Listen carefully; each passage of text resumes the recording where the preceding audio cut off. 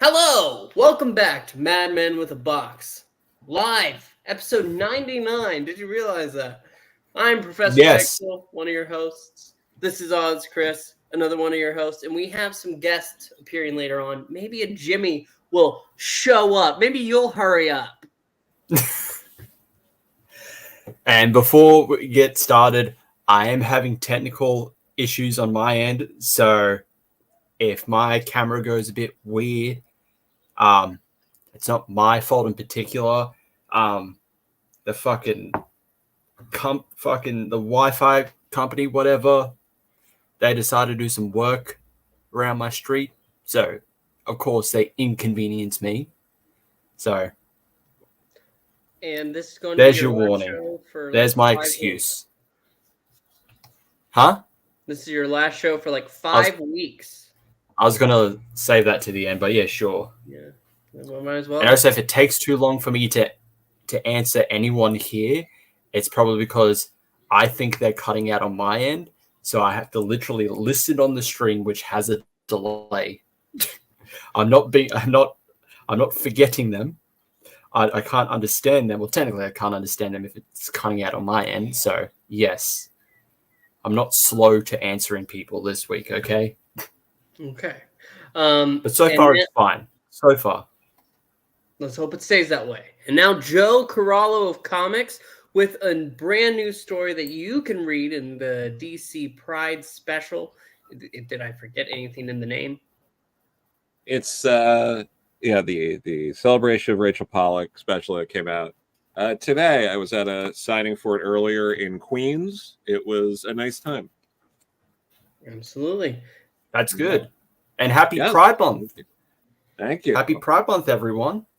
Yeah, on this day, 20 but not years to corporations ago. That pretend to care. No, but on this day, 20 years ago, Ronald Reagan fucking died. Congrats, everyone. Can we get some poggers in the chat, please? Can we get some W's?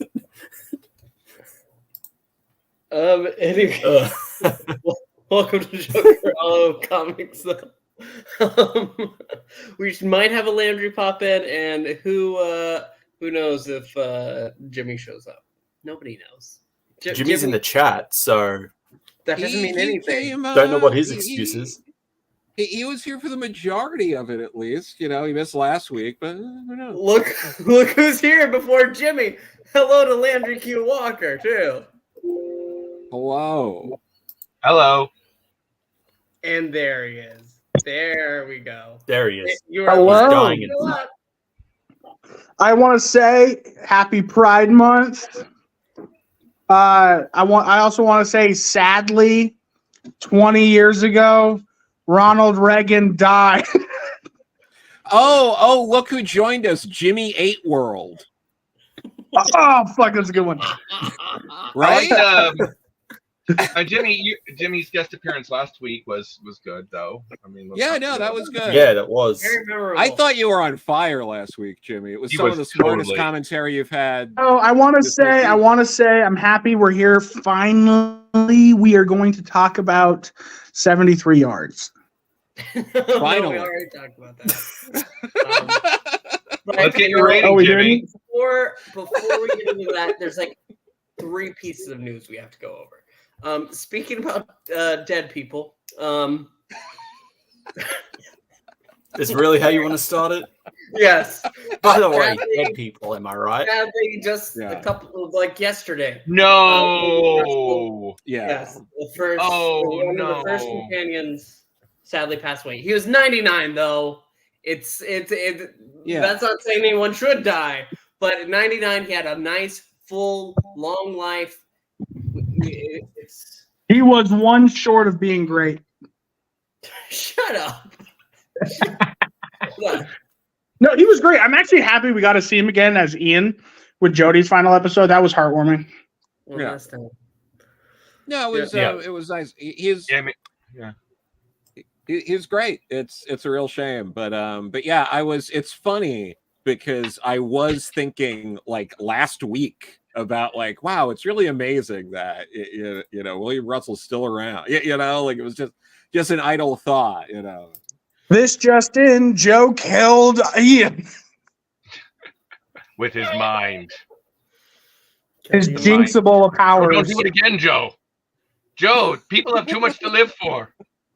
Yeah, next week, if he might think about the Queen of England. People's reactions to this, somebody posted. Oh no, not the Queen of England, please. God, what's Christopher Eccleston's take? Oh God. After this was announced, I saw somebody for a reaction. They went ahead and posted Ian and Barbara going back to London, 1965, and it was just sad. It was somber. It was a goodbye, but it was a real goodbye. It hit. He outlived the actress who played Barbara by what, 30 years? Something like a long time. Yeah. Yeah, she died in like 1990, I think, late 80s. He outlived the first 3 doctors. Yeah. That is true. Well, he was probably younger than the first 3 doctors also, so. Landry, what are you trying to say? Stop being mean. He just died, bro. I'm ageist. I can't help it. He also had a cameo in Superman the movie as he was one of the Kryptonians in the beginning. Was he? Oh, I didn't know that. Mm-hmm. But no, that's our remembrance panel. We are also going to be talking about another person who's died. There's so much death this week. They have to make up for how bad this episode was. Shush! Big Finish has gone ahead and announced Dark Gallifrey. They announced that a few months ago now. And they finished the Morbius 3-parter, and now they're on to their next one, The War Master. But for the first release, there is no War Master. It is starring Lisa Bowerman and David Warner. This is going to feature... Wait, hold up. Hear me out. This is actually kind of like very very stupid, because the War Master is just an oxymoron. It should just be the Master. That's just all the Master wants. I think it's just to delineate a certain era of time. Yes, it's the Time War Master. Do you need the time in the title? The Master. No, you don't need the title, but the Doctor did, though. The Doctor did, because that's an entirely different personality. And even that Doctor was still just called the Doctor. Yeah. Yep. And but this is the Unbound Doctor, David Warner. This is going to feature his last. Well, this is his last release, according to Big Finish themselves. What's happening to David Warner? Did he die? He died a long while ago now. I haven't been paying attention. Oh, that's right. But this does feature the return of James Marsters. Yes, he's back. I don't. Cyclops from X-Men. All 3 John Hart fans clapped. Who is he? He's from. He was Well, his character was from Torchwood, but he's most known for playing Spike in Buffy. Oh, I've never seen Buffy. Yeah. Who was he in Torchwood? Captain John Hart. He was Captain John Hart. He was one of Jack's I remember now. Former lovers. Yeah. He also is the reader for the Dresden Files. He is the main narrator for the audiobook. Oh, really? Yeah. That's pretty cool. But yeah, this is just one last thing. The only other thing is they finally released a synopsis for The Legend of Ruby Sunday. But that's a few weeks away. No need to rush to it. We have a whole other episode to worry about before we get to there. True. And with that, it's time to get into our main topic of conversation. with the madman who is having slight technical problems. Not too bad technical problems yet. OZChris, Yes. you want to start us off? Well, wait, before we get into Sure. the last episode, should we find out what Jimmy thought of the Yardy one, the Yard 73? Do we really have to? Just a ranking. I'm here for it, man. I can talk about it. Just a number. I want to see if it's higher or lower than mine. It's so weird because that episode, it was so good. And then there was parts where I was like, why is this the same episode? But then when it finished, I was like, it's so good. And then I remembered a lot of questions were not answered. So like I love it but hate it at the same time. I can't decide if I think it's the worst thing ever, and I can't decide if I think it's one of the greats. So I feel like your number is going to be higher than mine. I think it's probably oh man, it's because I love it but hate it. So it's probably a 7. Much higher than mine. Oh, is yours a 4? Oh no, I didn't go as high as 4. You know, Landry, your arguments, I would have a hard time arguing against you. It just didn't feel like it. I didn't know where it was going. It just, at the end of it, I said, what did I even just see? Some great scenes. But overall, what was it? I gave it a 1.5, Jimmy. Yeah. Oh, really? That low? I went low because at the end of the day, there has to be a story there, and I never saw what the story was. Ruby feel like you're being- didn't know what the story was. The problem with it was, yeah, there is a story up until the ending where he doesn't step on it, right? And then it goes, all right, what was that? We don't find out what she was. I mean, we find out it's her.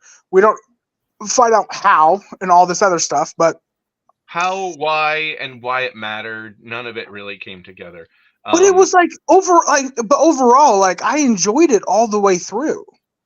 So Until I thought about it's like that old insurance commercial where they do some weird thing. The guy goes, "It doesn't make sense," and the guy goes, "No, it makes sense if you don't think about it." So I didn't want to derail us too much with that, but I just curious what Jimmy thought. So sorry, Chris, back to you. Chris, dot, bubble. Dot and bubble. Okay. Leading up to this, I was thinking, wow, I don't know if I'm going to like this episode. Everything about it I saw, just like, oh no, are we going to have another stinker? After watching it, I am very in the middle. It was just okay. It was whatever. I don't agree with people saying that it's the worst thing ever, but I also don't agree with people saying it's the greatest thing ever, because there's a whole lot of a majority saying that this is a really good episode. This is one of the greatest episodes. I can't agree with you there, but it's not terrible either. I think a lot of the acting, Callie, who plays Lindy, does vapid, self-centered really well. So I kind of feel bad for her actress that if people aren't going to separate the two, that she's going to get a lot of flack for it. But I think she did her character well to what it's supposed to be. Overall, I think, I don't know, the Dot's plan of making slugs is so stupid when we see that the Dot itself can kill people. Like, why did you need slugs, man? Why did you need slugs if you could just like fly through someone's head and no one's going to notice because they're all in the bubbles? We also don't find out what the slugs are, where they came from. Only that the Dot just made them, apparently. Yeah, it doesn't tell us how. Yeah, exactly. It's the bogeyman, remember? The bogeyman. Yeah. The bogeyman explained it. Yeah. The end, I think Shooty does a really good performance for the end. It's a fantastic performance. I just think the whole racism angle was like, okay, yeah, it is subtly there, but that's not what the episode was really about. And it also felt like the episode could have been longer, because I felt like it's like, okay, that's the end, really? That's kind of it? Okay, sure, whatever. I don't know. It's just a very middle of the road episode for me. Like, it's whatever. I'm not going to rewatch it. Yeah. Dot and Bubble. Okay. Right in the middle. Oh gosh, Jimmy. No, Jimmy. Sorry, my internet's been spotty. Oh, I didn't realize that we were celebrating. Who's next? Yo, the Joe. Crows. Joe. Okay, so I probably liked it a little more than you, Chris, but again, it's there are things this episode like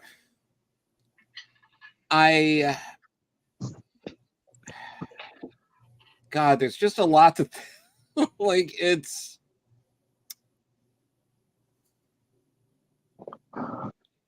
there are tonal issues this season overall. And this episode kind of encapsulates a lot of that. It like goes back and forth between being for babies and being one of the more graphic episodes. Like, we really get more or less a full-on fucking headshot. Towards the end of the episode, it's pretty brutal. And that's we see people getting eaten. Yeah, but there's a lot of like goo goo gaga baby shit throughout the episode. I'm like,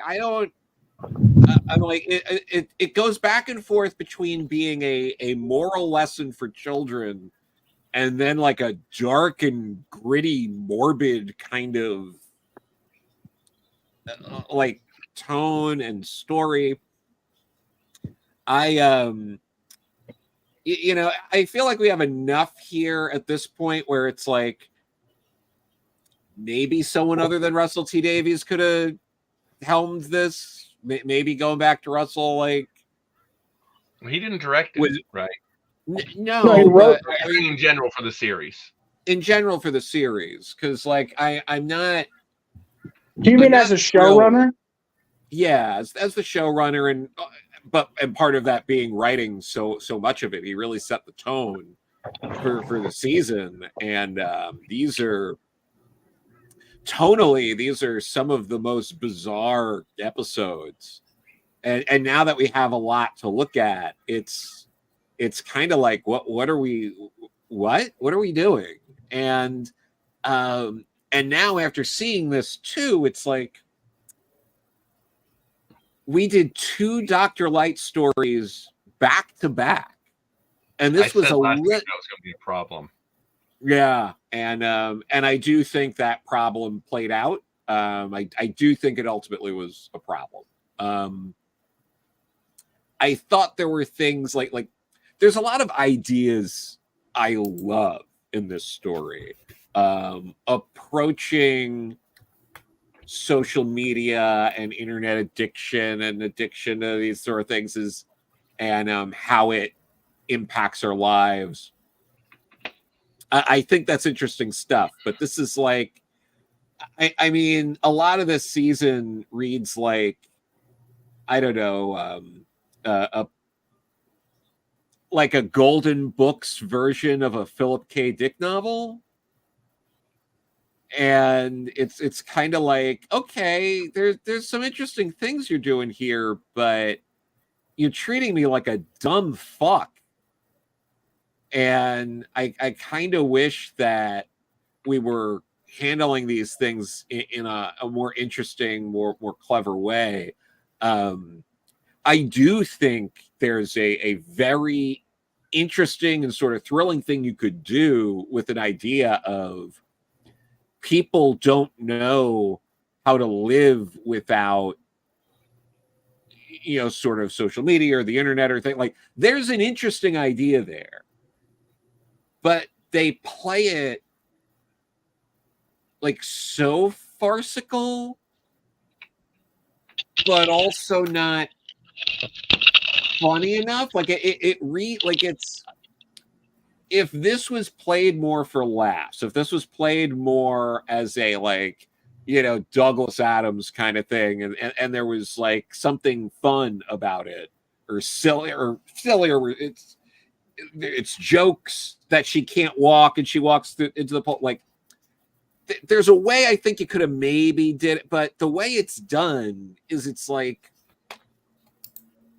okay, this is silly and stupid, but like you're trying to make me take this seriously, and then you like kind of undercut it sometimes with jokes, and then like it's a mess.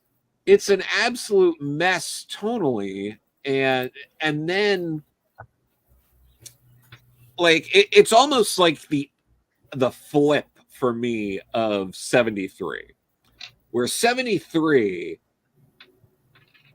up through like the pub scene, I was like, oh, I think I'm really going to like this episode. And then they put a lot of work in to undo that. Whereas with this, I'm kind of souring on the episode early on. And then you get, sort of like the moral gray area stuff towards the end, the betrayal, the not taking the doctor up on saving them and all that stuff. And it feels like, I'm like, okay, that's more what I would have liked for something like this. That I mean, felt more like we were getting into some of like, the darker, more violent, like later, like John Nathan Turner-y kind of stuff. It was like we suddenly went from, I'm trying to, it's like we went from,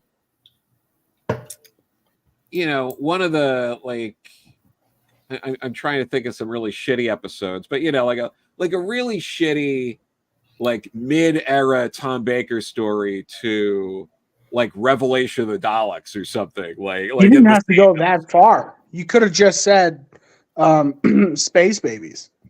Sure. Yes, that is fair, and I should have just said that. But so with a place like mm-hmm. With a place like Fine Time, I can't help but think about the name Happiness Hotel. But no, back to you. Yeah, no, but so that stuff towards the end, I'm like, okay, we got the morally gray stuff. Like that I thought was, okay, that's cool. I do think people online, I've been seeing some people react, and when a lot of people have been saying some of this stuff, like, oh, this is the best episode ever.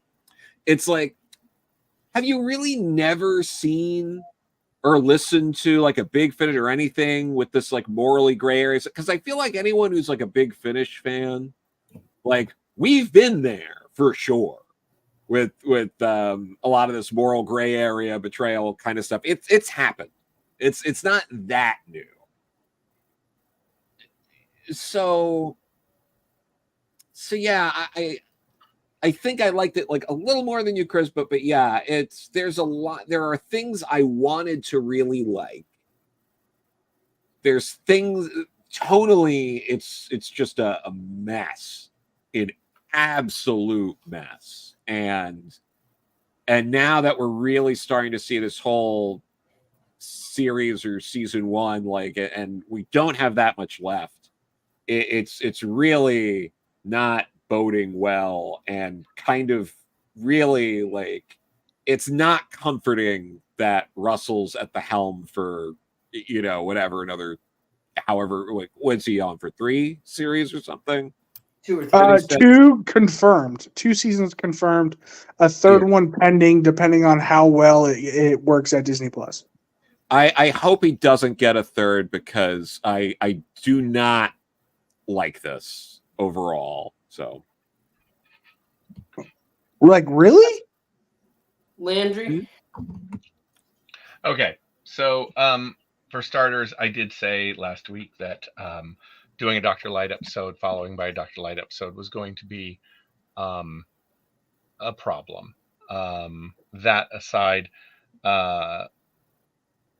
whereas, how do I put it? I had it in my head a moment ago. I loved the episode. I did. I loved the episode. I thought, okay, so I actually disliked the last episode so much. No. I disliked the last. You like this, dude. If you like this episode, that's crazy, Landry. Because Jimmy, let him finish his thoughts. Jimmy. I disliked the last episode so much that I actually forgot that Doctor Who was on this last week. until today. I was like, oh, right. I remembered we were going to do the podcast. I forgot about, I guess, what we do a podcast about. Because I really disliked last week's episode. And maybe because my expectations from this season have been battered down to such a low point that overall I agree with Joe, even though we have, I think, pretty opposite reactions, reasonably opposite reactions, at least to this episode. I think our reactions to the season are probably relatively coming from a similar place. It's disjointed. There's ups and downs, but the down, it's not working. For me, however, and I will also agree, we've seen all of this before. It was simplistic as hell in a way that worked great for me. Sometimes with a story, I don't want a new wheel. I just want a wheel that rolls very well. And I thought this wheel rolled. I had nothing new out of it. I had no surprises. I knew exactly where it was going. I paused it walking through and said, I noticed, that's interesting. Every single one of these people is white. Every single one of the people on this camera is white. I know where it's going to go. I know where I understood exactly what was going to happen in the ending. None of it surprised me. It didn't matter to me because I found it it was just a perfectly round wheel that rolled exactly as it should. I've seen it before. It works. It rolled. I'm happy. So I enjoyed the ride of it. And I enjoyed the weirdness of the threat. I absolutely agree, though, with the critique. Why couldn't the little ball just kill them? Like, boop, why did it need to manifest slugs? How was it manifesting them? Why did they remind me so much of the Fendal? And, I was waiting for a connection there. And, but it was just a gloriously simple statement piece. I also think that at some point we needed this episode. We needed the Doctor to have to confront a barrier due to the race, his skin tone that he has regenerated to. That is something to see the Doctor face. And it is a hurdle in this case. And it was just, and watching him go, I don't care if you hate me. Please just let me save you. I'm begging you to let me save you. Your prejudices I don't care. I just care about your lives. Transcended him to a higher level. And I thought they did a really good job of, I could also see where it's going because they made the characters, the people the Doctor was saving, so loathsome. It's so that when we get to that point where they made it really, it's about race, that it was absolutely, we don't blink. We go, perfect. Yeah, I want to see them go off to their deaths because we don't want an iota of empathy for them. And that empathy was stripped away from the beginning really perfectly so that we just loathe these people.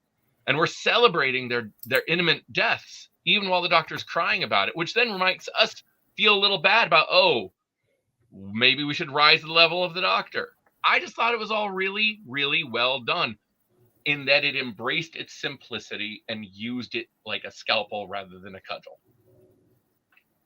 Okay. Jimmy. Jimmy's dead inside. I'm sorry, Jimmy. I didn't mean to yell at you. No, you're good. Sorry, I dropped my phone. Your thoughts? It's so weird because there's a lot to love in this episode. Mm-hmm. There's a lot to love, but there's also a lot to not hate, but despise. Shut up, Joe. Because I don't know if you guys saw my Twitter this week, or X, whatever. But everyone was talking about how this was just a racist episode, pointing out all the racist things in our society, whatever. And I'm like, someone jump in if I'm wrong, but I didn't realize it was supposed to be about race until I went on Twitter. I thought it was more about class. Oh no, that was race. At the end, it was very clear because they didn't say anything. No. Because hear me out. Because when it was like, oh, everyone's white, I go, then why didn't Shooty jump out at me? I go, oh, she just probably doesn't like him for some reason. I don't know. Like, I literally didn't think anything about it. I didn't think Shooty was the black guy of the episode. I didn't think anything of it. It was just Why do you think that at the end when she said not your type or whatever, I'm paraphrasing horribly, it was about the doctor but not about Ruby? Yeah. See, I didn't think anything of that because I thought, like, saying your type, I thought she was including Ruby. I think you missed this one, Jimmy. Yeah, because at the end, she makes it very clear. Sir, someone like you? It was like, oh, no. That was, and Ruby looking at the doctor with empathy and hurt for him. And it's not about her. No, it was about race on this one, Jimmy. So here's the thing. I mean, obviously now I can definitely see it, but like while watching it, it was like, for me, it was class.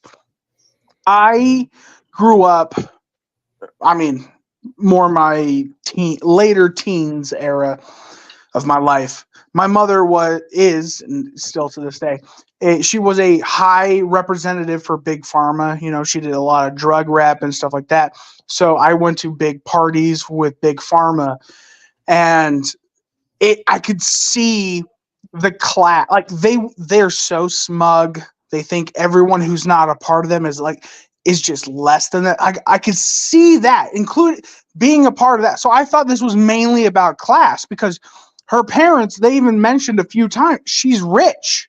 She could afford to come here, spend 2 hours working, and then the rest of the day play. Right. And they're all rich. Everyone on that. Everyone on that planet's rich. That's how I thought they were actually killing them. Like, I thought they were killing them based on money. Like, the quote unquote, the rich that paid the less were getting killed first, and the one that paid the most are getting killed last. You're actually you might think this is weird.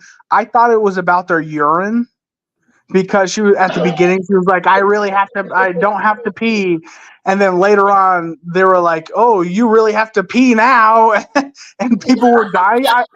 She was like scared. I thought it was about urine. But like, guys, no, like by the end of the episode, I'm hoping he didn't die. Exactly. If you have to pee, they will kill you, but suck out your urine first. No. Literally, that's what I thought. But I mean, I didn't think anything of race or anything of it. So I don't know if that says something about me, like I'm just too white, where I'm just whitewashed. I don't see that, or I'm racist or some shit. I don't know. But what I'm saying is, it felt more like class. Because there's an entire world of class. And not only that, like, I wanted to see more of the world. You know what I mean? Because there's a planet that they're on. It's about, they work two hours a day and then they go and play. We saw glimpses of it. We didn't see the rest of the world. And then, not only that, there was another thing. I told you guys, not last week, but 2 weeks ago. I'm looking for that Shooty moment. I'm sorry, not Shooty, Shooty moment. And that moment where like he has a 1,000-yard stare, where he like commands the room and he is the doctor, no matter what anyone can say. Like there's just that moment every doctor has where you go, yep, he's the new fucking doctor. He's the doctor. I haven't seen that. The closest I got was the Devil's Cord, and I want to say the very ending of Boom. But it was so close, and then they kind of like pulled the rug. It was like, yeah, you're getting it, and then they pulled the rug. This one, at the end, I have to say, is the best Shooty moment for the doctor. Being like, let me save you. Let me save you. And they're so, in my opinion, it was classist. So they were being classist and, of course, now that I know, racist. Just being like, no, we're too smug. We're not going to let you help us. No. And that's the brilliance of the Doctor. And I think the writing understood that. I think the actors understood that to the point where the Doctor will do everything he can to save you. But he can't force you to let him.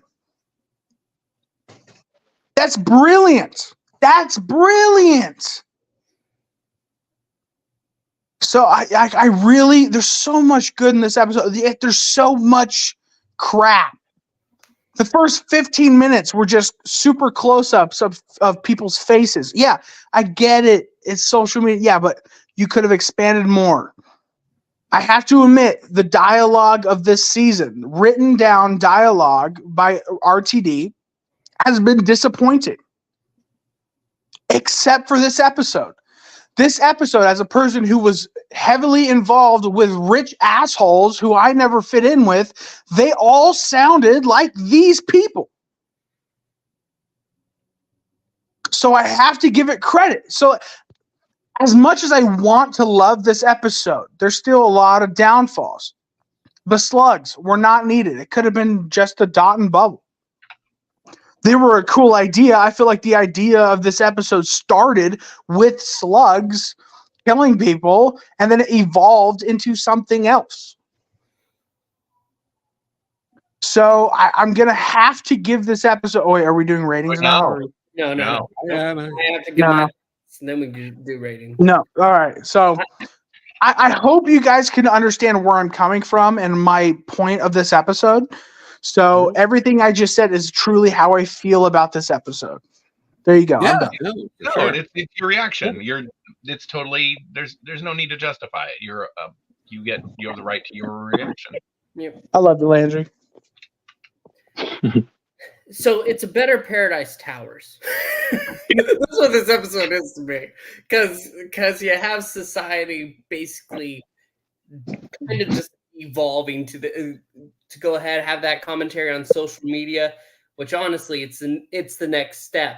With all the smart glasses, AR, people are going to be walking around with those stupid things on their head, and so it's kind of already leaning into that. They're so absorbed in social media that they can't see the world around them. Literally, just a desk away, her coworker, kind of friend, was being eaten by a slug. Didn't know. Haven't spoken to him, but they say they're here. They have to be here. 2 hours of work. Real quick. I'm with you. I forgot to mention that part as well. The point where they can't walk without the bubble, I fucking hated. That's so stupid. All right, back to you. It was just the point to go ahead and show how much they depended on it. I did like the slugs. Oddly enough, I love the look of them, and just how brutal they were. Like when you saw somebody just getting sucked up into one of them, it was like, oh my god, no. And the fact that they were just walking right into them was all wow.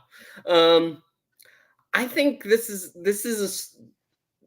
a surprisingly good episode to me, because when we were reading about it, it did not look like it was going to be good at all. It looked like it was going to be a joke. It looked like it was going to be most of Paradise Towers. But it's a better Paradise Towers. That's what it has going for it. I do agree that Shooty's scene at the end where he realizes he wants to save the people. I can take you all away. And someone like you, and he realizes that they're not going to allow him to save them. Like he's desperate. You can think whatever you want. Fine. Just let me save you. But they're too far gone. They're so stupid. Oh God. But it's a strong moment. And that really does make this like a surprisingly solid episode, despite Dr. P. I mean, not even just they're not stupid. They're very stupid. No, they're ignorant. I mean, yes. Every racist Ignorance is stupid. if you want to call them stupid, sure, whatever. But mainly every racist is ignorant because they never had an interaction with the person they're against. You know what I mean? So if they had a simple interaction, they're ignorant. All right. Okay, but if you want to get into nuance of and semantics and etymology and all that, what they are is willfully ignorant. And at some point, willful ignorance becomes stupidity because it's a choice. Yeah. Okay, I'll give you that. Because ignorance means they just don't know.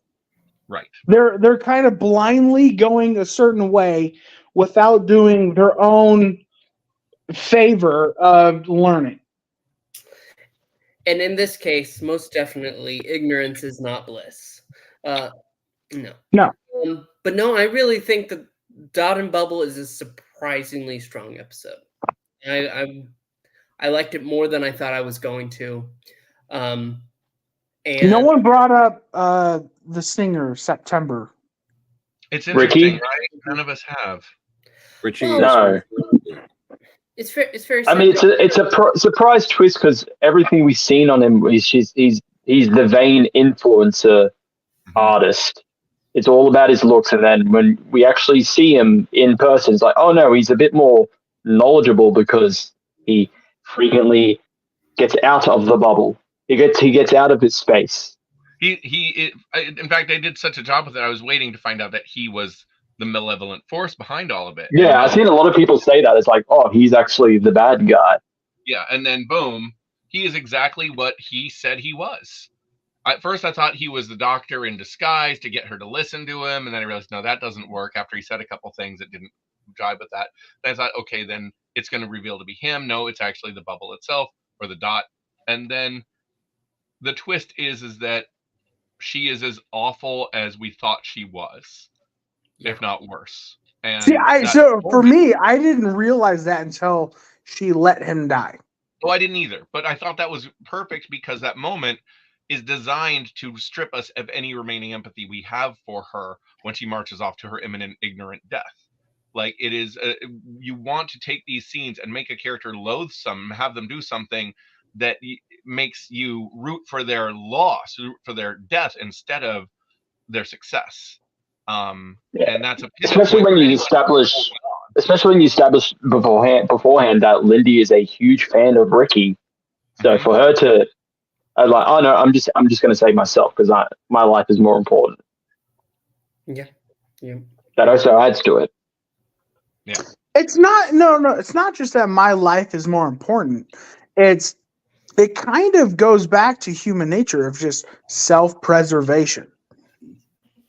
When it comes down to it, you will save yourself before your friend. I got the impression that the doctor, when she walks in, the doctor already knew what she actually did. The way he's standing there looking at her.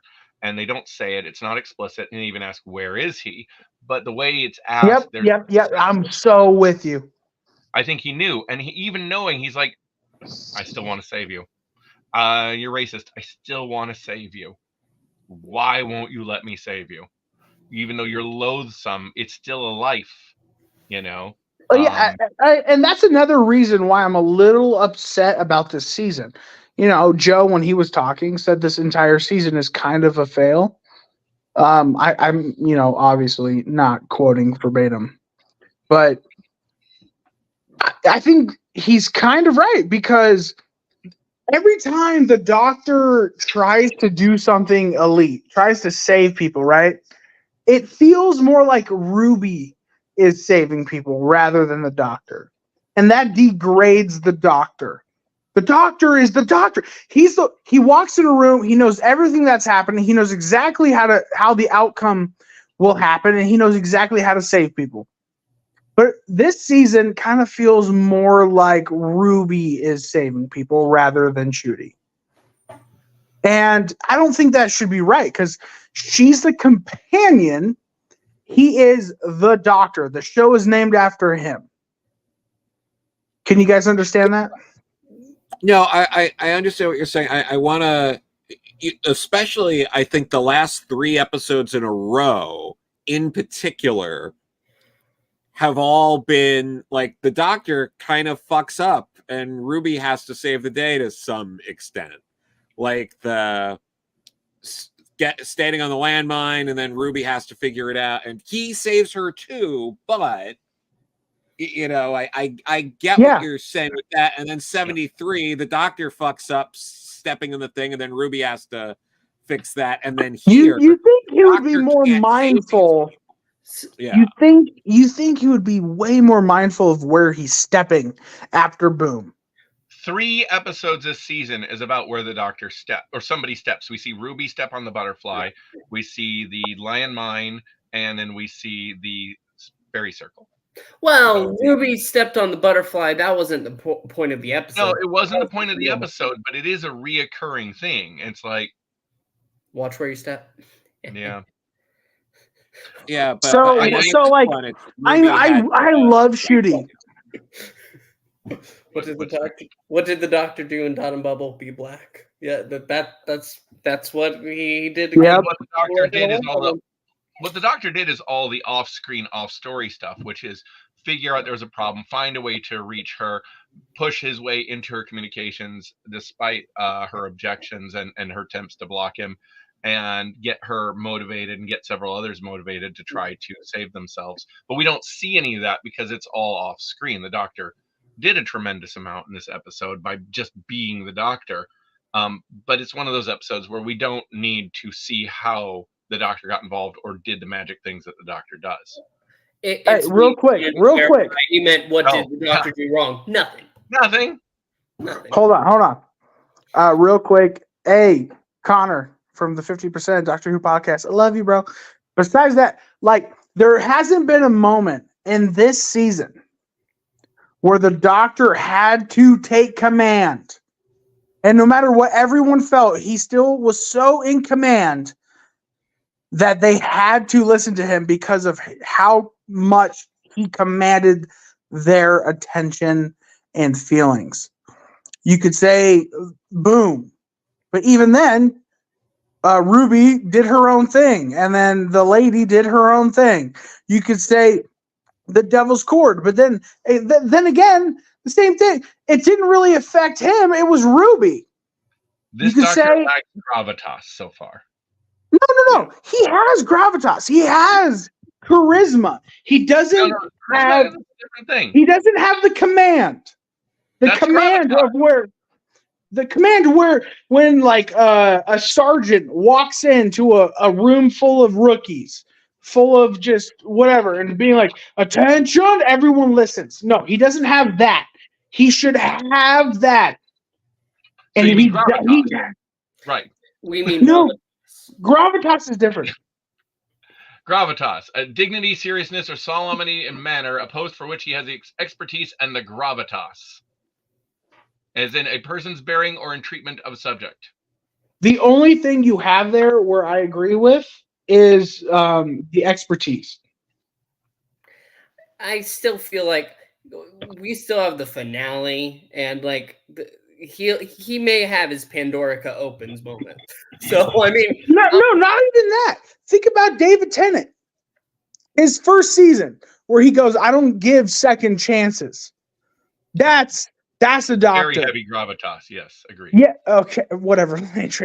And then you have a few episodes of blah blah blah, whatever, and then you have the Impossible Planet and Satan Pit, and where he takes command over an entire people on a planet where it's just them that's circling in the orbit of a black hole, and he's going against the literal embodiment of Satan, and he still has command. Okay, whatever, Landry. You see what I mean? But that has not happened this season. And we have, what, 2 episodes left? The fact that we have 2 episodes left is a problem. We have had hit or miss. Is it 2? Is it 3? Every episode, hit or miss. 2-parter, technically. So I guess it's technically 2. Oh, is that all that's left? Is a 2-parter?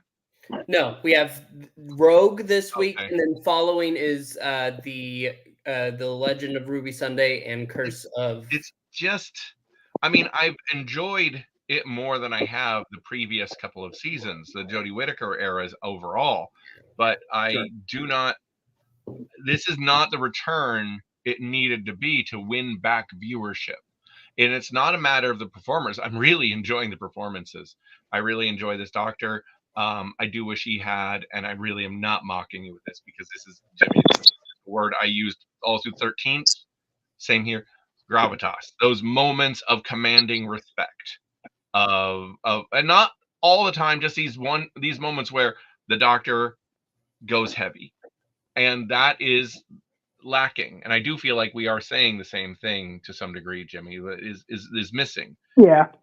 And it's just when you have if you had 20 episodes and you told me 4 of them were going to be not great, okay, but if you have 8 and 4 of them are this is what I'm saying. Like, there's episodes in this season that are in overall better than the past 4 seasons.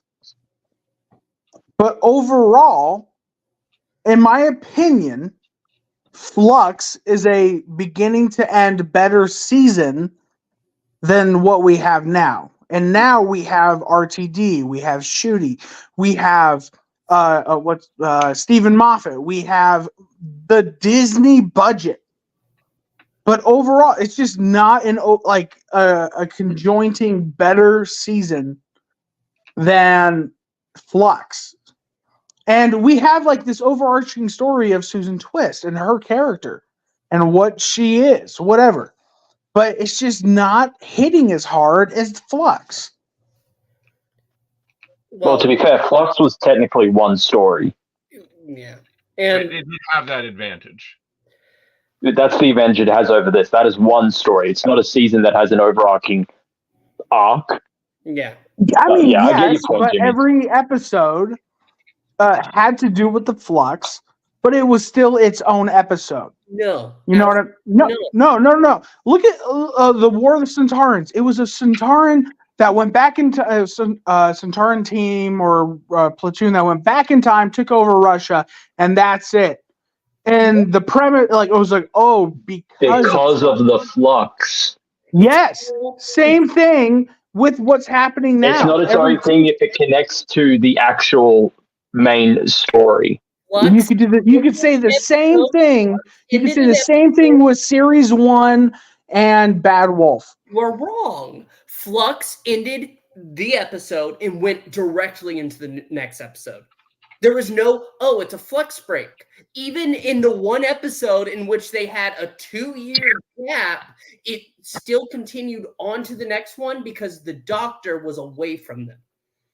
It was one after another after another. It was more connected than Trial of a Time Lord, and I love Trial of a Time Lord. I love what they did with that.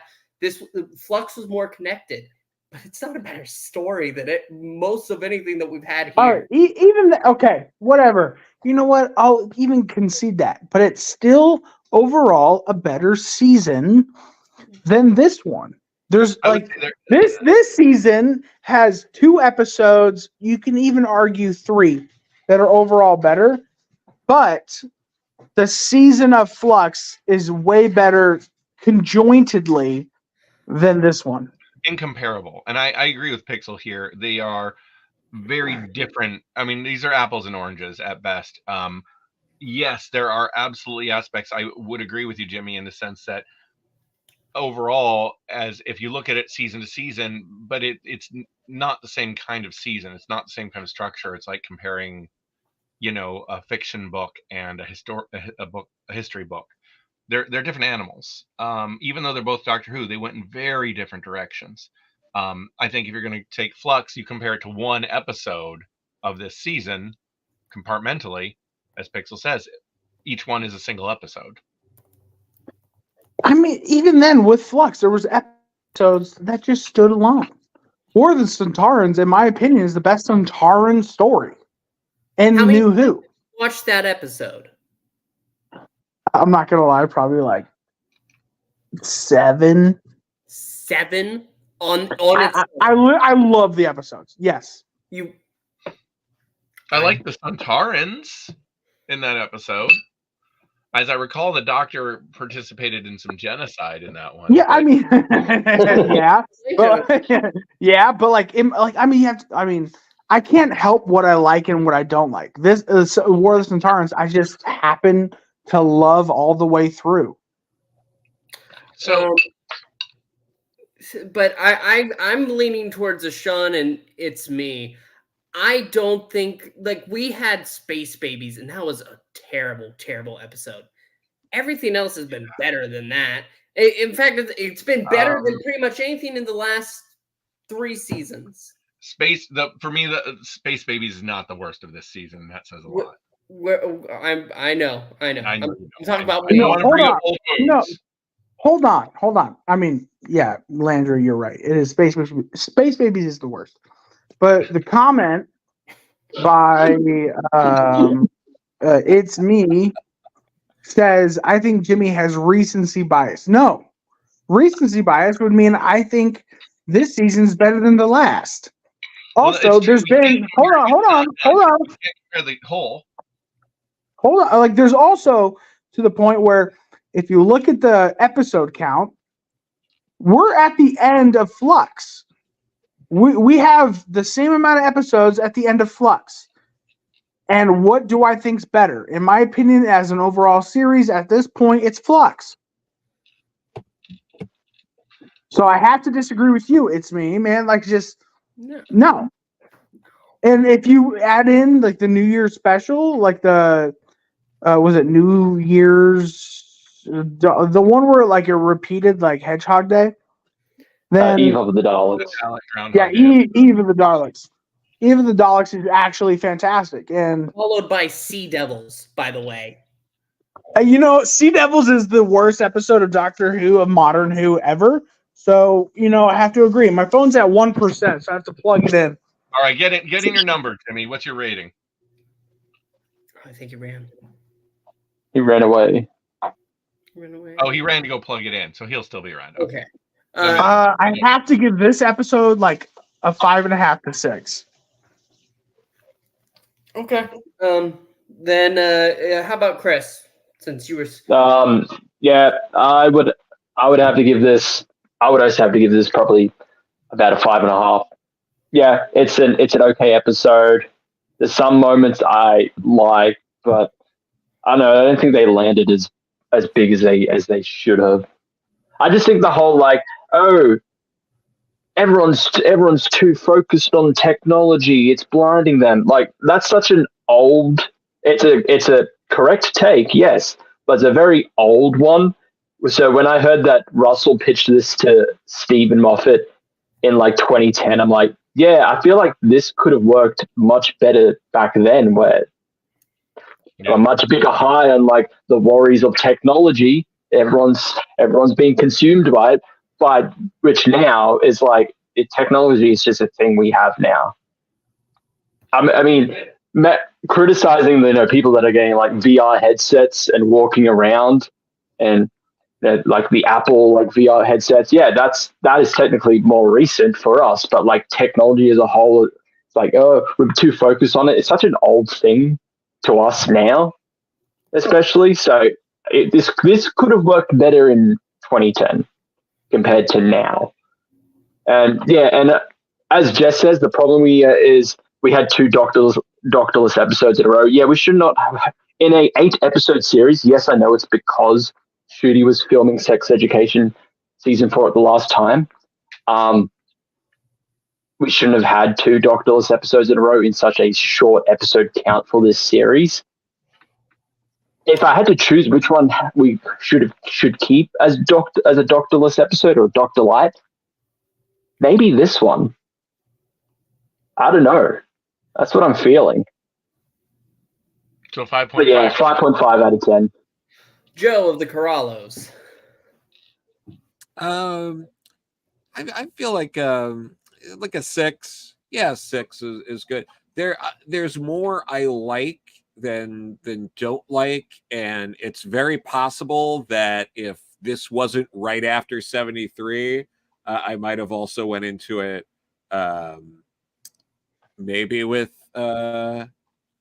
with more enthusiasm. That that might have been a bit of a drag on the episode, and maybe if I go back and watch it away from the season separately, I'll think better of it. But for right now, my gut is saying 6. So. Okay. Landry of the Q Walkers. For someone, I think something that Chris said raised an interesting point, where I think that it's a real risk to insult your demographic. Everything about Doctor Who right now, and I say this as somebody who loved the episode, but I'm 52 years old and I'm cantankerous. You want to get the 15-year-olds watching, and you want to, like, to sit there and basically say, hey, all you kids and your technology, why don't you put those phones down and live in the real world, huh? It's like that's a play there. And it is something that would have played better in 2010. And it is the kind of idea I would expect. I mean, Davies is almost 60 or so. It sounds like commentary from somebody who is not necessarily plugged in the way they may have been at a different time. And so that is, I think, you combine that with the fact, I get that the actor playing the Doctor had previous commitments, but as I said last week, then don't take the job. Like, if you're not going to be able to do the job, don't take the job. Being an 8-episode show, either that or bump the schedule back. I don't care. We've all waited long gaps for Doctor Who before. I'd still be here. Well, I hope. And, give me, put the Doctor in the show with the Doctor, So I have problems with that. And I'm really happy with him. Keep preaching, Landry. What's that? Keep preaching. Put the Doctor in the show about the Doctor. I like Ruby Sunday, but man, I watched the show because I like the Doctor 10,000 times more. I also would agree that if we had to have a non-Doctor episode, or a Doctor light episode, because he's there, and I actually think he's got a very powerful bit in this one, but it is light. It is low demand for the actor. This is the one. The Fairy Circle one, where he's just mysteriously gone and then back, I don't care. I do not care. All right, that's where we will disagree, because I like the episode. I really do. But the only problem was I didn't miss Shooty in that episode. Although I want to, because I like his charisma and your so-called hashtag gravitas.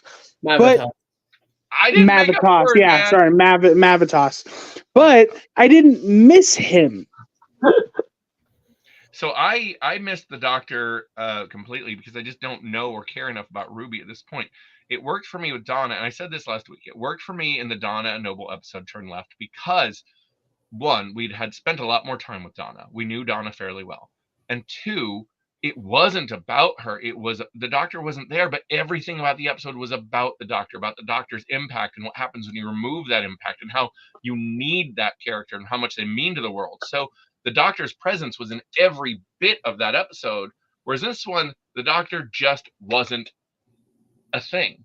It wasn't important, didn't matter, irrelevant. And so, anyway, not this one. You mean not the other way around? You mean 73 yards is the one where the Doctor didn't feel important? That's what I'm talking about. I was circling back to that. Sorry. Yeah. So back to this episode, that I loved. I probably am going to give it an 8.5. Really? Yeah, I honestly, it is the fact that I feel like this episode would, I agree with pretty strongly with what Chris said. Probably just listening to that bumped it down a little bit for me, because I think there's some solid points there where this episode would have landed so much better in 2010 or something, or even better 2007. And I also do think that there's a real logic problem with why the bubbles just, or the dots just don't kill everyone just like a bullet in the head. But everything else about it worked really well for me. It's I thought it was really peak Doctor Who. We have social commentary. We have the Doctor being confronted with a bias he has not experienced before, which I thought was inevitably, it needed to be addressed. And I thought it was handled exemplary. The doctor, how they handled that in the face of that prejudice, I thought was just so strong. So yeah, it's pretty high on my list. I'm going to say 8.5. Okay. I also want to say I'm pretty sure a part of the reason there were conflicts was also the schedule for filming Sex Education was pushed back because of COVID, wasn't it? I think that's why it ran so late. I might be incorrect in saying that, but I think I'm right. But getting to my number, I have to admit something. He wore that god-awful costume this episode, but in action, it didn't look bad. I can admit, when I make a mistake, the costume didn't look bad. When he was in the scene, of course, the room was kind of dark because they were underground, but still, like the bright orange popped off, the coat melded well. It was a good look. I can admit one. I disagree about it coming close to insulting their main audience, because I mean Russell, he uses social media all the time. He does. I feel it's more of just the complete dependence. The doctor in this episode never says, like, he makes a mark, you don't know how to walk, because that's something that's just unbelievable. But he's never saying, oh, well, you using your technology, this is what's wrong with you. The episode's not about that. It's not the doctor judging it. It's the audience. We're meant to judge the characters. We're meant to think fairly lowly of them. Yeah, but we do grow to like them until, they are revealed to be horrible wastes of life. But I still think it's a surprisingly good episode. I think it's a 7 for me. It's not an 8.5 for me, but it's definitely not. It's definitely not lower than that. I mean, 7. Other than the number, I hate to say this. Other than your number, Pixel, and I really hate to say this. Right? Oh, we get it. Okay. I mean, I really, really hate to say this. I agree. Shocking. Incredible. I mean, but I have to be truthful, right? I mean, like, I can't be a person who gives out a number and critiques Doctor Who if I'm not truthful. So, like, my points stand. I think my points stand, and I think your points actually do have merit to it. Thank you. I just think we disagree on the number. Okay. That's fine. You know what? It was definitely better than Paradise Towers. I still have to say that because I really did not care for Paradise. It was better than Happiness Patrol. Don't you dare bring up Happiness Patrol. It was good. Don't you dare. I don't want to remember that. Well, here's the thing, though. Delta and the Bannermen is better than both of those. Why would we talk about Delta and the Bannermen too? Let's forget about all that. It was Delta. It was better than Delta and the Bannermen. I'll say that. It's a lot better than Delta and the fucking Bannerman. But that's pretty much our. When we guys were. We should start doing we combine all our totals and come up with an average, and go, here's what it got from us as an average. Oh, I like that idea. That'd be fun. Dream Team. Does anybody know? It's the latest Fifth Doctor Big Finish box set. I've yet to listen to it. I don't know. Chris might one day. Because one day. One day. Because since we're at the end of the stream, I'm going to be away for the next 5 weeks. So if I'll be on the streams, who knows? Are you literally? If not, I'll send. We're done. No, I leave in 6 days. Okay. So and in those 5 weeks, I will try to put out a video. Okay. Like an actual video, and because Doctor Who's back. I don't know if you guys looked at my video, but it went up another 6K, in views, and my companion video, Chris, it surpassed yours. I told you it would. It would just take time. So I'm the king of videos on this channel. So you should be looking forward to one of my videos. My videos aren't on this channel. When the season ends, will Pixel be alone? Wait, so Chris, how long are you gone? 5 weeks. Wow. Okay, that's a long time.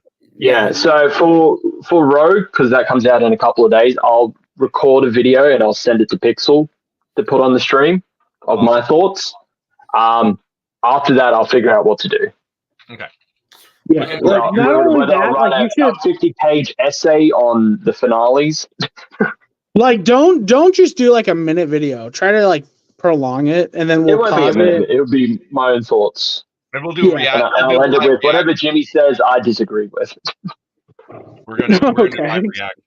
It's funny because when I first came back, Chris, you said it's weird because I've been actually agreeing with you a lot when you've been gone, and like it's like, all right, so like you agree with my takes back then, now. And now you're just changing your tune? All right, I see how it is. Yes. Yeah. So we have 3 more weeks of new Doctor Who. And I think after that, we'll probably do maybe like a ranking of what we all think this season, put them in a list. And then after that, we'll probably be back closer to the old schedule, which is just, I mean, so far this season, in my opinion, is about like a 6 out of 10. So real quick, what was everyone's ratings? I know mine was 8.5. I was a 7. 7. 5.5. 5.5 to 6 in between there. And Joe? 6. So 32.5 divided by 5 equals our average is 6.5. Okay. We tried to fight it, Landry. We tried. Well, Brad, we moved the needle a little bit. Yeah, it's not that bad. But that is our episode. We're going to ask you to like and comment and subscribe. And read DC Pride with Joe Corallo and The Butcher's Boy with Landry Q. Walker. Indeed. Yes. Thank you, Jimmy. Very nice. All right. Thank you so much for watching. We'll see you next time. ALLONS-Y! Geronimo.